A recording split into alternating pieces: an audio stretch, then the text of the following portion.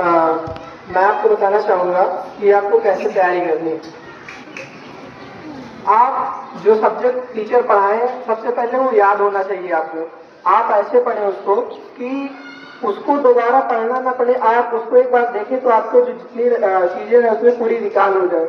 आप 6 घंटे ना पढ़िए, आप 4 घंटे पढ़िए, लेकिन 2 घंटे उसको सोचिए, विजुअलाइज कीजिए कि इसमें क्या क्या हुआ, मतलब क्या क्या चीजें इन्वॉल्व है। आप पढ़िए ज्यादा कम लेकिन सोचिए ज्यादा, क्योंकि जब तक आप उसको मंथन नहीं करेंगे तो आपको चीज फीड नहीं होगी। क्योंकि जिस चीज को हम सोच लेते हैं वो दोबारा हमको ज्यादा उस पर फोकस नहीं करना पड़ता है, वो अपने आप हमको रिकॉल होती जाती है। इसलिए आपको पढ़ना कम है लेकिन आपको सोचना ज्यादा उस चीज पर।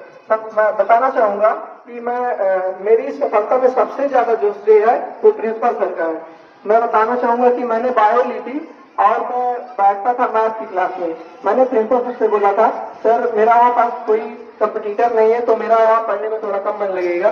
तो प्रिंसिपल सर ने टाइम टेबल को मैनेज करके सूर्य सर से बोला था कि आप इनको वहाँ शिफ्ट कर दीजिए। तो सब जब मैथ और बायो क्लास चलती थी साथ में चलती थी, तो मैं केवल बायो की क्लास में पढ़ने जाता था और बैठता था मैथ की क्लास में। तो मेरी सफलता में सबसे बड़ा जो श्रेय है वो प्रिंसिपल सर का है।